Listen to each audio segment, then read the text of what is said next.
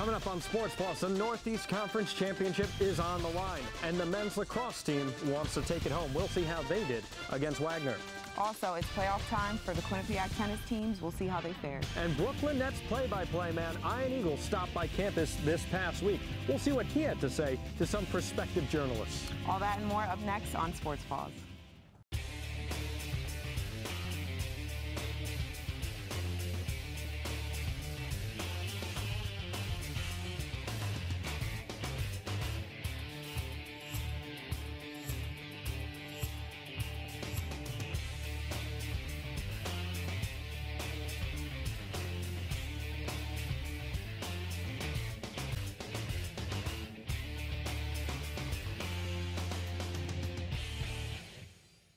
The Quinnipiac campus returns to a sense of normalcy just a week after its national championship game appearance. And Jazz, a busy week on campus it was. And John, while I may be still getting over a near 9-hour bus ride, the Bobcats certainly wasted no time. This is Sports Paws. I'm Jasmine Martin. And I'm John Alba. And tonight, Jazz, we've got lacrosse, we've got softball, and we've got Eagles. Well, Ian Eagle, that is. Well, that may be true. But first, let's talk men's lacrosse to start. It took 3 overtimes to take down Sacred Heart last Saturday. But it would take a win Saturday over Wagner for the Quinnipiac men's lacrosse team to head into its season-ending contest with Robert Morris, at least tied for second place in the Northeast Conference. 7 seniors graced the squad for its final home game of the regular season, all as the Bobcats look to keep their NEC playoff seed strong. Let's head to the highlight. So Bobcats sporting all their seniors and also showing some support for the Boston Bombings. And early on, the Bobcats already up 2-0. Michael Sagal is going to find a pair of goals here. He would have 3 on the afternoon alongside 2 assists. That's why he's one of the best players on the team, and no surprise there. But here comes Wagner. Dustin Dottie over to David DeSears on the rebound. Wagner's on the board 6-1, and the Seahawks, they're coming back. This time, Billy Battaglia takes it around and throws it in past the arm of Gil Connors. Wagner continuing to catch up here towards the end of the second quarter. Colin O'Rourke, he can whip it towards the net. 7-4 is your score. Now we're going to go down all the way. Griffin LeClaire over to Colin O'Rourke. And O'Rourke, what a game for him it was. And Jazz, this thing, it was going back and forth all the way through. Here's Pat Corcoran, though, over to Matt Deal. And Matt Deal does a little fake and finds the net himself past Gibaldi. Later on, though, again, this game back and forth, as I mentioned. Pat Corcoran, yet another scoop. Corcoran had himself a great game as well. Quinnipiac, it's an eye for an eye, tooth for tooth, as we say. And Colin O'Rourke, that's 1, 2, 3 for him. So Colin O'Rourke ties this one up at 10, and then Dylan Webster, he's going to find a way to get this one to go. Just over 1 second remaining. The Bobcats are going to take this one by a score of 11-10, avoiding overtime, and now Quinnipiac finds itself in a tie for first place in the Northeast Conference. They'll play Robert Morris for a chance to take home that Northeast Conference championship. They're going to need a little help, though, from Bryant, because now that Quinnipiac finds itself tied for first place, just 1 game remaining, they need that Bryant loss in the next week. So if that can happen, the team will come away with their regular season title. Now, the Bulldogs and the Pioneers all have a shot at the division title as well, and all 4 playoff spots have been clinched in the conference already. So we'll see what happens there, Jazz. Now let's head over to you. With a record of 3-1 in the conference, the men's lacrosse team looks to keep it rolling against Robert Morris this Saturday. Earlier, I caught up with Colin Babcock to talk about the conference standings in men's lacrosse. Alrighty, everybody, I'm here with Colin Babcock here to talk about the men's lacrosse, and he's going to break down the future for the Quinnipiac Bobcats in the playoffs. How you doing, Colin? I'm doing great, Jasmine. Thanks for having me on the show. No problem. Alrighty, so Colin, now that we're here and we have the men's lacrosse team, they need to beat Robert Morris, but they also need Bryant to lose. What do you think the outcome will be? Well, I'm sorry, Quinnipiac faithful. I do not think the Bobcats will get the #1 overall seed. And the reason why is the Bryant Bulldogs, they're too good. They're playing at home against Sacred Heart on Saturday. Both teams are tied for first with the Bobcats, but playing on their home turf in front of their own fans, I think the Bryant Bulldogs will get the job done. Quinnipiac does play Robert Morris on Saturday, and I think they will get the job done too. Robert Morris is 4th in the NEC. But the Bulldogs hold that advantage of head-to-head over the Bobcats, and I think they'll take the #1 overall seed. Alrighty, now there's a few options of who the Bobcats could actually play depending on which seed they get. Who do you think they may see coming up? I think what the Bobcats want to see is Mount St. Mary's. Okay. They played them during the regular season and won 12-8. And most people would say, why not Wagner, who's last in the NEC with a record of 0-4? And here's the reason why. The Bobcats stumbled against them. They only won 11-10. And Wagner's that type of team, come first round of playoffs, that could pull off an upset. Alrighty. Now, how far do you actually see the Bobcats advancing in the NEC tournament? In the NEC tournament, believe this, I actually think the Bobcats get to the finals. Wow. They will keep that momentum. I do not think they'll get upset in the first round, and they'll keep scoring goals. The team defense and the goaltending should be great for them down the stretch. They'll move on, keep that through the second round, but then in the finals, they'll see a familiar foe in the Bryant Bulldogs, and they're just too good. They beat them in the regular season 17-7, and they should probably do the same come finals time. Alrighty, Colin, well, thank you for stopping by. Back to you at the desk. The courts on Mount Carmel will go barren once more. Both Quinnipiac tennis teams were eliminated in the NEC playoffs this past weekend. Fairleigh Dickinson would be the foe for the Quinnipiac women's squad. The Knights edged out the Bobcats 4-3 in a tight contest that saw Quinnipiac go down 1-0 in doubles. The win marks the third straight year the two teams have faced off in the NEC championship game. It's also the second consecutive NCAA tournament berth for the Knights. FDU also took out the Quinnipiac men's squad. The Bobcats' lone victories came off the rackets of Garrett Lane in singles play and the team of Eric Ambrosio and Chris Nelson in doubles. Quinnipiac's own Rachel Cantor took home the NEC Women's Tennis Player of the Week. Cantor lifts her career singles and doubles wins to 129. That record is good for 10th in QU history, 7th in Division I wins. Also, men's tennis player Eric Ambrosio was also selected Player of the Week. With his big week, he passed 50 wins in his career at Quinnipiac. He ranks 17th overall in Quinnipiac history, and he is 15th in Division I career wins, single wins. The Quinnipiac women's lacrosse team entered Friday's game versus Robert Morris with a 3-4 record in the Northeast Conference, and a win over the Colonials would leave the two teams tied for 5th in the NEC, but a loss could drop the Bobcats as low as 7th overall. What would happen in this game? All right, here we have the Quinnipiac Bobcats huddling up for their game against Robert Morris on Friday. Early in the game, Allen passes to Toomey. Toomey scores, and it's good for the first goal of the game. QU goes up 1-0. Later on, Kira Akwat takes the goal herself, breezes through her defenders with the score. QU goes up 5-1. But later in the game, Robert Morris with the ball, a little stutter step from Wakowitz, and she gets the score there. Bobcats go up 8-7 into the half. Here we have a little play in the second half for Lois, and she has a nice little ground ball, and it's nothing but the bottom of the net. It's good. QU trying to make a runaway for the game. Allen to Tinsley, coming behind the net, and it's good. Looks good. QU goes up 16-11. Next possession, the Colonials start to fight back. Here we have Karwacki, and it is good. Next possession, now it's up to the Colonials. They are making their run back. We have Lawler. She loses her defender, going hard to the goal, and she scores. Bobcats still up 16-13. Next possession, here they come. We have Emily Jamison. She spins around and she runs and shoots the ball. We got us a game here, people. Here we go. After a timeout, the Bobcats. Oh, here we go. We still got the Colonials. After a timeout, though, the Bobcats come back and they're running down the clock. But it would be Jovine, as she picks up the ball looking to tie the game. But time would run out and the Quinnipiac Bobcats would get the lead to go up to 16-15. Up next, we take a look at how the women's lacrosse team did in this past week against St. Francis. And the baseball team went to South Bend to square off against Notre Dame. Would they get back on the winning side? All this and more up next. We'll be right back.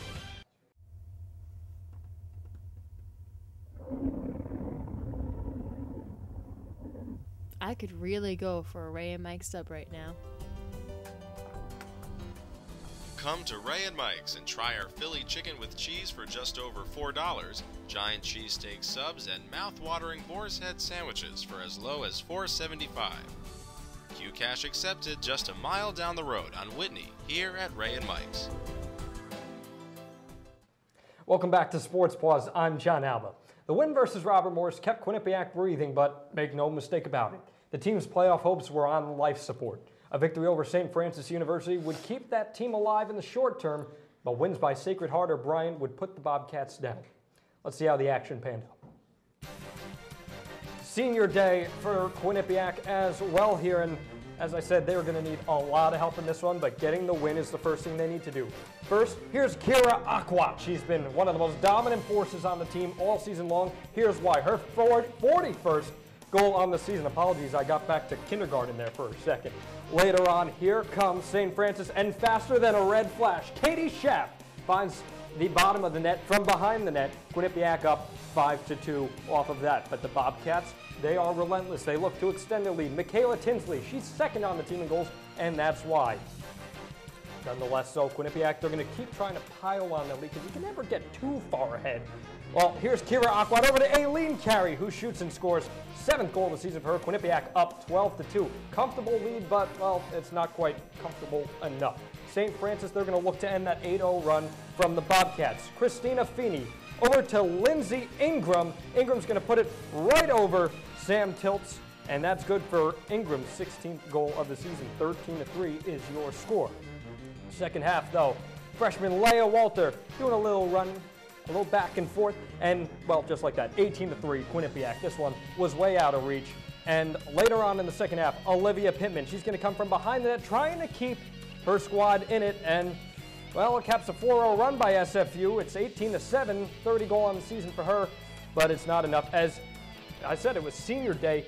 Kira Carey off the free position shot, her first goal of the season on the last game of the season. Can't ask for a better story than that, Jets. Quinnipiac goes up 19-7, and they go on to win by a score of 20-8. Now, the win kept Quinnipiac's hopes and dreams alive for a mere 20 minutes. Sacred Heart defeated Robert Morris 16-8 later on Sunday afternoon. The loss effectively eliminated the Bobcats from playoff contention. The women's softball team entered their doubleheader against Fairleigh Dickinson with a record of 14-26 overall. With both teams on the outside looking in, who was more hungry? Let's move into the picture. Alrighty, here we have the Bobcats as they take on FDU. Roby warming up her arm. First pitch of the game, Roby with the hit. She gets the catch and throws to first, but she overthrows it, allowing Northcutt to get safe on second. The Knights go up 5-0 in the first inning. The Bobcats up to bat, but will they make a run? Here we have Courtney Solk takes her first hit down the left side, and it's good for a double. But unfortunately, the Bobcats weren't able to score on this hit. Up next, we have Roby pitching. Fernandez sends the ball down center field, allowing one of their base runners to get into scoring position. Courtney Sly would be up to bat next. The Bobcats attempt to get out at second, but instead another run comes in for the Knights. Figment in the next play tries to steal for third to set her team up for a position to score as the Bobcats would trail in this period. But the Bobcats will miss out on the opportunity to score. In the end, it was too much for the Bobcats to handle. It was high, it's deep, and it's gone. The home run by Sly gives the Knights a 7-1 lead. Here she is bringing it on home with her teammates as she celebrates. The Bobcats give it one more last try. Abby Johnson hits the fly ball down the right side of the field, but there's Fernandez with the catch, and it is the Fairleigh Dickinson Knights with the win. They hold on for the win, 7-1. As the softball team nears the end of the season, they look to pick up the pace after 2 losses to Hartford earlier in the season. Fairleigh Dickinson would travel to Connecticut to face the Bobcats in the first match up of the season, and it was all about the Knights. They would win with a score of 7-1, but in the second game, the Bobcats brought it home with a score of 4-0. Jordan Piccolo, she would walk off with a grand slam in the 8th inning to split the doubleheader with a Fairleigh Dickinson. They earned a much-needed win as they remain 1 game ahead of the LIU Brooklyn in the NEC standings with 8 conference games still to play. The first 2 games next Saturday against Bryant, followed by a pair against Central Connecticut. Stayed at home. He's an aficionado behind the scenes, and he knows a thing or two about softball as well. John Small making his big Sports Paws debut tonight. John, thanks for coming on. Thanks for having me. Well, you see, Quinnipiac's struggle this year has been with its pitching. 4 of its 5 players have an ERA of more than 5. John, who needs to step up down the stretch? If there's that one pitcher that needs to step up, it's Hannah Lindsley. I know she's leading the team in ERA, but the thing is, she has to expand that game even further. Their team still is looking for that go-to starting pitcher. They're still looking for that ace on the pitching staff, and I believe that Lindsley has the ability to be that ace for the team. Well, if Lindsley can step up, there's another person that they've already gotten production from and could use a little more. Freshman Courtney Solt is leading the way for the Bobcats with a .368 batting average. How important is she to the team? Now, Courtney Solt is probably their most dynamic offensive weapon that they have. The thing about her is that she gets on base, highest on base percentage on the team, let alone that she has the most hits on the team. She can drive in runs. She has 12 RBI in the season, and she can steal bases. She is the whole package, and she's incredibly important to this team. She is the total package after all. And John, let's go with our next one. Now, down the stretch, the Bobcats have a plethora of conference games and only 2 out-of-conference games against Manhattan. What do they need to do to finish throughout the stretch strong? See, I feel that their fortunes aren't good. I know that they can get those wins. It's going to be tough for them. They have to pitch well. If they don't pitch well, they're not going to do well. And I just have this gut feeling that they're just not going to make the playoffs. Well, John Small, you got to go with your gut, but I'm going to ask you this. In terms of conference wins, over, under, 12? I'm going to have to take the under. I know it's tough. They have such a good shot at getting 12, but I feel like they're going to fall short 10 or 11 conference wins. Those wins will probably come when they play Bryant or St. Francis. It should be pointed out that 4 of those games are against Robert Morris and Central Connecticut State, 2 very good teams. I just feel like it's going to be tough for them to get to that mark of 12. Don't forget, this is the final season for the Bobcats in the NEC. They've got a history with Robert Morris as well. It'll be interesting to see how that plays out. Let's send it back to Jazz in the studio. The baseball team was swept this past weekend by Notre Dame in a non-conference series. With these losses, the Bobcats dropped to 10-24 overall, while Notre Dame improves while Notre Dame drops to 22-15. On Saturday, the Bobcats would lose both games to Notre Dame, 9-6 and 6-0. During the first game, the Irish got off to an early start, leading 6-0. The Bobcats would make their own run, but it was not enough to take down the Irish. In the second game of the day, Notre Dame would use 4-run first innings to build an early lead. The Irish went on to win this game as well. On Sunday, the Bobcats wrapped up their 3-game set at Frank X Stadium. The Bobcats fell to Notre Dame 5-1 in the final game of the weekend. Vincent Guglietti went 2 for 3 with a run scored. He now has the team's best active hitting streak of 6 games, as well as the team's high 11 multiple hits for the year. Quinnipiac returns to action when they travel to New Hampshire to take on Dartmouth in another non-conference matchup next weekend. Well, still to come, Jazz. Brooklyn Nets broadcaster Ian Eagle stopped by the Quinnipiac campus last Tuesday. Giovanni Mio had a chance to speak with the man they call the Bird. That and the Tweet of the Week returns to Sports Paws. Who will take the honors this week? Find out as we wrap things up.